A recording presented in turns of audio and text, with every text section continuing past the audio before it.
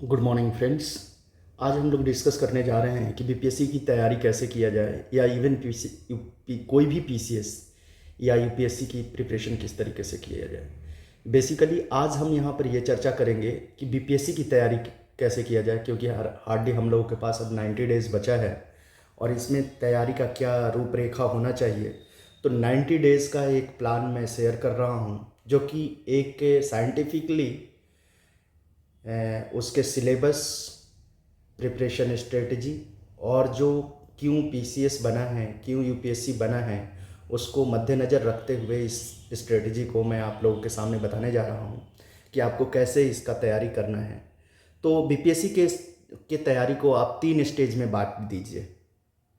90 days के plan में आप 3 स्टेज में बांट दीजिए और 30 डेज़ तीनों पर दीजिए। आप अपने पोटेंशियल के आधार पर वो कीजिए। Remember one thing, every student is having his और हर ओन पोटेंशियल, जो कि काफ़ी स्ट्रेंथफुल होता है, और कौन सा पोटेंशियल उसके साथ वर्क करता है ही ओनली नोज और सी ओनली नोज। तो हम लोग पहले स्टेज में क्या करना चाहिए आप लोगों को, ये आप अपने अनुसार चेंज भी कर सकते हैं, बट ये ध्यान में रहे कि इन सारी चीज़ों को आप कवर करें और एक स्ट्रेटजी के तहत कवर करें। उसमें क्या करना है, फर्स्ट स्टेज में है foundation course. Foundation course means you have to cover all the fundamentals and fundamental books which are very much essential according to the syllabus of BPSC. और बीपीएससी के सिलेबस को जाकर के आप लोग देखिएगा और उसके अनुसार आप सारा चीज़ कवर करने का कोशिश कीजिएगा। कहाँ से? फाउंडेशन कोर्सेज से। फाउंडेशन कोर्स किसे कहते हैं? NCERT text book. NCERT text book की क्यों इम्पोर्टेंस है, तो इसके पीछे आप एक बात को हमेशा जानिए, क्यों इसका इम्पोर्टेंस है even in the preparation of this BPSC. क्योंकि कोई भी अदर बुक जो रेफरेंसिंग है या अदर बुक लिखा गया है, वो कहीं ना कहीं एनसीईआरटी से हेल्प लिया गया है। इससे भी इम्पॉर्टेंट बात यह है कि ये हमारे कंट्री का एक प्लान्ड साइंटिफिकली, और इसमें देश से जाने माने उस सब्जेक्ट के एक्सपर्ट एक साथ मिल करके इसको तैयार किए हैं। डैट मीन्स देन डेफिनेटली जो पेडागॉगी, जो साइंटिफिक स्टाइल, जो उस बुक में एग्जाम्पलर और अदर थिंग्स जो यूज़ किया गया है, वो कहीं ना कहीं इंटरनेशनल स्टैंडर्ड का है।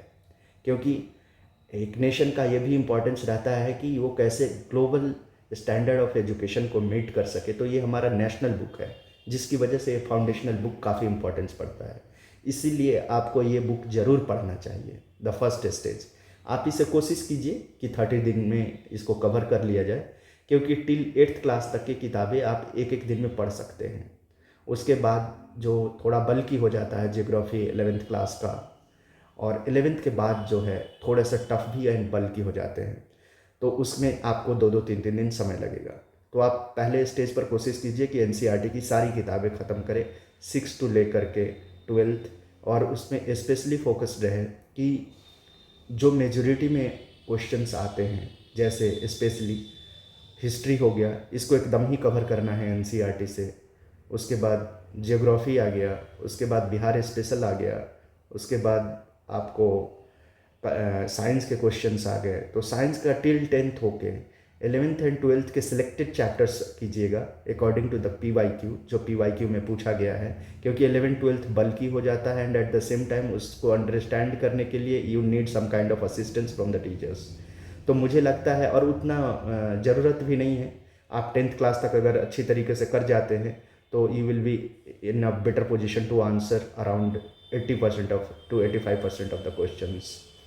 आगे हम लोग बढ़ते हैं। जो सेकेंड स्टेज है वो है रेफरेंशियल लर्निंग। रेफरेंशियल लर्निंग में आपको क्या करना है, जो जिस तरीके से आप यहाँ पर देख रहे हैं, मैंने फर्स्ट स्टेज 30 दिन में बोला है, एनसीईआरटी किताबों को आपको कवर करना है। सेकेंड स्टेज है reference book and newspaper. Reference book किस लिए, तो यहाँ पर ज़रूरत पड़ जाता है क्योंकि जो पीसीएस लेवल ऑफ एग्जामिनेशन है, that is having some kind of base of factual questions also. तो रेफरेंसेस बुक्स में क्या होता है कि टेक्सचुअल बुक का जो फैक्चुअल चीज़ होता है वो लिखा हुआ रहता है। जैसे लूसेंट में you will get a lot many facts. तो लूसेंट आपको एक रेफरेंस बुक के रूप में ज़रूर ही इस्तेमाल करना है। न्यूज़पेपर आप कोई एक ले लीजिए, अगर हिंदी माध्यम के हैं तो प्रभात खबर या जनसत्ता, जो भी आपके पास अवेलेबल एंड एक्सेसिबल है, उसको आप देख करके ज़रूर पढ़िए।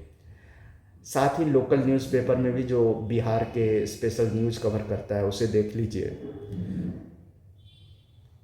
उसके बाद न्यूज़पेपर का एक और भी इम्पोर्टेंस यहाँ पर बहुत ज़्यादा है, वो ये है कि newspaper is also a tool to revise and memorise things. जो भी चीज़ें करंट अफेयर्स में घटित हो रहा है and at the same time जो ट्रेडिशनल बुक्स से चीज़ें हैं उसको आप कवर कीजिए। न्यूज़पेपर का एक अलग इम्पोर्टेंस है। न्यूज़पेपर ऑल सब्जेक्ट्स का एट वन प्लेस प्रिपरेशन है, एंड प्रिपरेशन ही नहीं, ग्लोबली क्या सोचा जा रहा है, नेशनली क्या सोचा जा रहा है, एट रूरल लेवल क्या सोचा जा रहा है, एट ग्राउंड लेवल क्या हो रहा है, इन सारे चीज़ का आपको एक आइडिया देता है। इसलिए न्यूज़पेपर इज़ मस्ट रीडिंग। आप न्यूज़पेपर को स्किप नहीं कर सकते हैं। अगर पॉसिबल है तो आप द हिंदू या इंडियन एक्सप्रेस में से कोई एक को रिलीजियसली फॉलो कीजिए। जो थर्ड स्टेज ऑफ प्रिपरेशन है उसमें आपको SCERT की किताबें, SCERT की किताबें किस लिए? वो इसलिए क्योंकि BPSC के एग्जामिनेशन में कुछ क्वेश्चंस जो है बिहार स्पेशल आता है, चाहे वो इकोनॉमी बेस्ड हो, चाहे वो जियोग्राफी बेस्ड हो, या पॉलिटी बेस्ड हो, या हिस्ट्री बेस्ड हो। That means the weightage of Bihar special question is also there around 15%। तो इसको कवर करने के लिए SCERT books are the best resource. आप इसको यहाँ से कवर कीजिए। उसके बाद आप योजना मैगज़ीन ज़रूर पढ़िए। वो इसलिए क्योंकि ये आपको अप्रोच देगा मेंस का। क्योंकि आप इस बात को हमेशा याद रखिए कि ये जो मैगजीन्स है वो कहीं ना कहीं प्रेजेंट, पास्ट एंड फ्यूचर तीनों के कंटेक्स्ट को जोड़ करके आर्टिकल देता है। आप कभी योजना मैगजीन को फॉलो करके देखिए, you will find it all these things there. कि आपको कोई भी चीज़, जैसे क्लाइमेट चेंज चल रहा है, इन्वायरमेंटल इम्पैक्ट्स हो रहा है, किसी टाइप का सेमिनार चल रहा है, ग्लोबल कॉज का कोई मीटिंग चल रहा है, यू विल सी डैट कि किस तरीके से पास्ट में उस पर एक्शन लिया गया है, प्रेजेंट में एक्शन लिया जा रहा है, एंड फ्यूचर पर्सपेक्टिव क्या है। You will get all this three. Important books यहाँ पर इसलिए ये मेंशंस है कि कुछ किताबें जो बिहार सरकार ने लिखा है, जैसे कि के दत्ता वगैरह का, तो इन किताबों को जरूर आप फॉलो कीजिए। Selected chapters, not all the chapters, you have to just go through selective chapters. क्योंकि आप देखे होंगे कि बिहार स्पेशल या गांधी जी के बारे में बिहार सेंट्रिक क्वेश्चंस पूछा जाता है। ये इसलिए तीनों का कॉम्बिनेशन किया गया है बिकॉज इन 90 डेज आपको ये भी ध्यान रखना है कि आपको सिर्फ प्रीलिम्स नहीं पास करना है। Remember this thing. और एक और भी चीज़ याद रखिए कि प्रीलिम्स, मेंस या इंटरव्यू ऐसा नहीं है कि ये वाटर टाइट सेपरेटेड एग्जामिनेशंस है। नो, ये सारे के सारे इंटीग्रेटेड हैं और इसकी रैशनैलिटी भी इंटीग्रेटेड है। तो ऐसा नहीं है कि आपकी जो कॉमन साइंटिफिक रीज़न है कि प्रीलिम्स हो, मेंस हो या इंटरव्यू है तो अलग अलग प्रिपरेशन करना है। नहीं, आपको अगर क्वेश्चन को देखेंगे BPSC का, जो अभी रिसेंटली ट्रेंड चेंज हुआ है आफ्टर 69 से आफ्टर 68, तो आप उसमें आपको मिलेगा कि somewhere they have gone between PCS and UPSC examinations. जो स्टैंडर्ड UPSC क्वेश्चन का है उसके और जो पहले का BPSC था उन दोनों के बीच में आ गया है। That means they have elevated the standards of BPSC question. अब हम लोग आगे बढ़ते हैं। तो इसको, और एक और भी चीज़ जो आपको समझना चाहिए कि even in prelims they you to जज not only your factual knowledge but also your conceptual and at the same time reflective knowledge.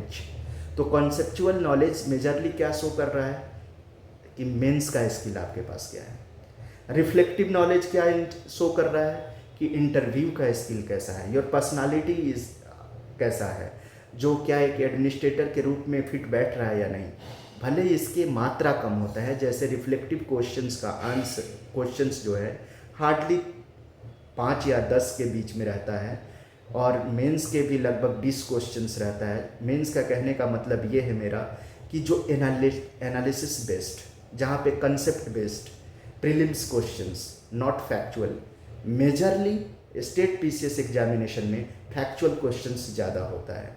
तो ये क्या इंडिकेट कर रहा है कि all examinations are somewhere integrated form, are in integrated form. ये combined examination है। ऐसा नहीं है कि आपको सिर्फ फैक्ट रट्टा करना है। तो फैक्ट रट्टा करना है तो आप सिर्फ रेफरेंस बुक पढ़ करके आप इसको क्वालिफाई कर लीजिए। This is not a good idea.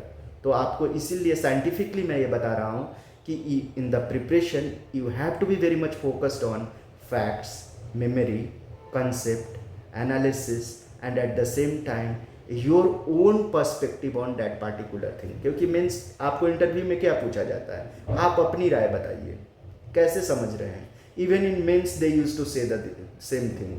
तो ये आपको यहाँ पर ये समझना है कि being as a administrator why जो पीसीएस एग्जामिनेशन है या यूपीएससी एग्जामिनेशन है वो क्यों लेता है ये प्रीलिम्स, मेंस और इंटरव्यू, इसके पीछे रीजन है। जब आप उस रीजन को समझ जाएंगे और प्रिपरेशन करेंगे तो आपके लिए ये प्रिपरेशन इजी हो जाएगा। चलिए अब हम लोग आगे कवर करते हैं कि how to cover the foundation course. NCERT को कैसे कवर करना है। याद रखिए इस बात को कि इंडिया में कोई अगर सबसे साइंटिफिकली किताब लिखी गई है तो वो एनसीईआरटी नीपा के गाइडेंस में लिखा गया है, जो कि national education planning and administration new Delhi में है। तो आप इसको ठीक वैसे ही जितनी अहमियत से ये किताबें लिखी गई है आपको उतनी ही सिंसियरिटी से इस किताब को पढ़ना चाहिए। अब अप्रोच क्या है और मेथड क्या है हम लोग उस पर बात कर लेते हैं। इसका अप्रोच अलग अलग है। जैसे आप सब्जेक्टिव जा सकते हैं, आप इसको थीम वाइज जा सकते हैं, पीवाईक्यू वाइज जा सकते हैं। इसका कहने का मतलब क्या है, जैसे मान लीजिए कोई एस्पिरेंट ने ऑलरेडी एनसीईआरटी किताबें 2 बार पढ़ चुका है जी, तो वो सीधे थीम वाइज जा सकता है कि बीपीएससी में मेजरली कौन कौन से थीम पे क्वेश्चंस आए हैं किस किस सब्जेक्ट्स में। आप उसको उसके आधार पर उन सारे टॉपिक्स को थॉरोली कवर कीजिए। इसका थीम बेस्ड भी मैं आप लोगों को बता दूंगा कि किस तरीके से थीम बेस्ड तैयारी करना है। उसके बाद आपको सेकेंड अप्रोच क्या देखना है, अकॉर्डिंग टू योर पोटेंशियल। आपकी पोटेंशियल कहाँ लाई करती है, आप कहाँ इंटरेस्टेड हैं। जैसे कुछ कुछ लड़के जो होते हैं उनको पार्टिकुलर सब्जेक्ट में अच्छा इंटरेस्ट होता है, कुछ कुछ का पार्टिकुलर सब्जेक्ट में इंटरेस्ट नहीं होता है, तो वो पूरे सिलेबस को कवर ही नहीं कर पाते हैं, वो गोल गोल घूमते रह जाते हैं। तो आपको जो पोटेंशियल है, remember one thing, whatever the potential you are having that is unique and globally at power with your strength. आपसे बेहतर कोई नहीं है, ये बात हमेशा याद रखिए कि आपकी जो पोटेंशियल, बस आपकी ज़रूरत क्या है कि आप उस पोटेंशियल को अपना आइडेंटिफाई कर पाएँ उचित समय में। तो आपको क्या करना है कि जो भी आपका पोटेंशियल है, जैसे आप ज़्यादा देर तक लॉन्ग आवर्स के लिए बैठ सकते हैं, तो आप एक एक सब्जेक्ट को जिसमें इंटरेस्ट है उसको प्रायोरिटी दे करके पीवाईक्यू के बेस्ड पर उसको कवर कर जाइए। मान लीजिए आपको वैसे नहीं पढ़ने का इच्छा होता है कि हम पूरा बुक नहीं पढ़ सकते हैं, तो उसको थीम वाइज कवर कर लीजिए। वो भी नहीं आपको समझ में आ रहा है तो आप एक काम कीजिए, एनसीईआरटी से सारे फैक्चुअल क्वेश्चंस को अंडरलाइन कर लीजिए, कंसेप्ट को अलग कलर से अंडरलाइन कर लीजिए, और रिफ्लेक्सिबिलिटी जहाँ पर बोल रहा है उसको वैसे ही ब्लैंक छोड़ दीजिए, ताकि आपको ये समझ में आएगा कि हाँ फैक्चुअल को हमने कवर कर लिया है, कंसेप्ट को कवर कर लिया है, रिफ्लेक्टिव को छोड़ दिए हैं। आगे देखते हैं कि इसको किस मेथड से इस्तेमाल किया जा सकता है। तो मैंने जिस तरीके से आपको अप्रोच बता दिया कि अप्रोच में your potential is the main thing. Methods में थीम बेस्ड जा सकते हैं, पीवाईक्यू बेस्ड जा सकते, आप पीवाईक्यू के आधार पर कवर कर सकते हैं सब्जेक्ट्स को, थीम के आधार पे कर सकते हैं, सब्जेक्ट के आधार पे कवर कर सकते हैं। अब रेफरेंस बुक को कैसे कवर करना है, तो ये चीज़ को समझने के लिए आपको यहाँ पर आना पड़ेगा कि रेफरेंस बुक में हमने सबसे ज़्यादा इंपॉर्टेंस किसको दिया है, लुसेंट जनरल नॉलेज को, क्योंकि ये कहीं ना कहीं सारे फैक्ट्स को एक जगह पर ला देता है और अच्छे वे में दिया हुआ है। तो आप लुसेंट को उस तरीके से कवर करें कि मेजरली उस सब्जेक्ट को कवर करें जहाँ से majority of the questions BPSC पूछती है, क्योंकि वो भी काफ़ी बल्कि है बाय फैक्ट, तो उतना मेमोरी में रखना इट्स वेरी मच टफ। तो आपको उसके आधार पर क्या करना है, हिस्ट्री ज़रूर कवर करना है। हिस्ट्री में क्या क्या करना है वो सारा चीज़ मैं आपको बता दूंगा दूसरे वीडियो में। साथ में आपको लुसेंट जनरल नॉलेज ख़त्म करने पर इसका सारे पोर्शन, साइंस भी, हिस्ट्री भी, पॉलिटी भी, ये इकोनॉमी के सब्जेक्ट के चैप्टर्स, ज्योग्राफी के चैप्टर्स, ये इम्पॉर्टेंट है, ये आपको करना ही करना है। न्यूज़पेपर मैंने जो जिस तरीके से कहा कि potential of the aspirants always matters, तो आप अपने पोटेंशियल के अनुसार कोई भी न्यूज़पेपर लीजिए, बी इट हिंदी मीडियम या इंग्लिश मीडियम, या इवन अगर ये नहीं मिलता है फॉर एक सेकेंड के लिए, तो आप PIB फॉलो करिए, आप बिहार गवर्नमेंट का IPRD फॉलो कीजिए, और वहाँ से अपने करंट अफेयर्स के नॉलेज के बेस को आगे बढ़ाइए। हम लोग आगे देखते हैं रिफ्लेक्टिव लर्निंग में आपको ये देखना है कि ऐसा तो नहीं है कि सिर्फ हम पढ़ रहे हैं, कि NCERT को पढ़ा कैसे जाता है, कि बस एक दिमाग में बन गया कि हाँ ये चीज़ कवर करना है, तो सिर्फ आप कवर करते जा रहे हैं बस, तो उसकी आउटकम नहीं आ रहा है। तो ये चीज़ आपको हमेशा ध्यान में रखना है। तो अगर आप ये चीज़ करने में सक्सेसफुल होते हैं, तब आपका प्रिपरेशन में एक नई जान आ जाएगी। इसके साथ आपको क्या करना है कि लास्ट 45 डेज में आप कोशिश ये करें कि एटलीस्ट 2 किसी भी कोचिंग का जो BPSC जिस पे आपकी मतलब विश्वास है, बी इट आस्था, बी इट एडुटेरिया, परफेक्शन IAS, या और भी बहुत सारे आजकल कोचिंग इंस्टीट्यूट्स चल रहे हैं, जिनका भी मन करे 2 का करंट अफेयर्स स्पेशल जरूर लगाएं। उसके साथ मैं कहूँगा कि rather than going through the coachings PYQ जो टेस्ट सीरीज चल रहा है, आप एक काम करिए, घटना चक्र का पूर्वालोकन मार जाइए। उसको जितना ज़्यादा आप कर सकते हैं पूर्वालोकन को कवर कीजिए for your practice of PYQ rather than going through this coaching materials. आप कोचिंग मटेरियल्स का करंट बेस्ड पे जाइए किसी 2 कोचिंग का, और उसको रिवाइज कीजिए।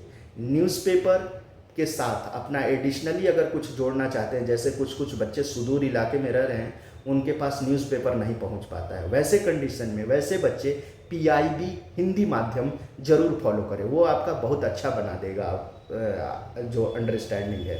यहाँ पर मैं एक रेफरेंस बुक में और भी कहना चाह रहा था कि आप रेफरेंसिंग बुक में मैप को भी ऐड कीजिए, बिहार प्लस इंडिया बोथ, और PYQ। इसको PYQ को आप जितना बार करेंगे उतना ही अच्छा है। जो लास्ट चीज़ है और इम्पॉर्टेंट चीज़ है कि at least 3 times revision is must of whatever the work you are going to perform in this 90 days. जो 90 डेज का वर्क है आपको, ये एटलीस्ट 3 बार रिवाइज होना चाहिए प्रीलिम्स में जाने के पहले। And all the best. अगर आपको कोई भी क्वेरीज चाहिए कि किस तरीके से और प्रीलिम्स का माइक्रो लेवल पे स्ट्रेटजी किया जाए, तो मैं वो आपको वीडियोस में बना करके दे दूंगा। लेकिन मैंने जो आपने को बोला कि 3 स्टेज ऑफ प्रिपरेशन को रखिए और तीनों को रोबस्ट बनाइए। अगर कहीं कोई दिक्कत आए तो आप मुझे कमेंट बॉक्स में कमेंट कीजिएगा, मैं उसके लिए स्पेशल से अलग से आप लोगों के लिए वीडियोस बना दूंगा। Thank you and keep on your preparation with a faith. Remember one thing, your psychology decides your action.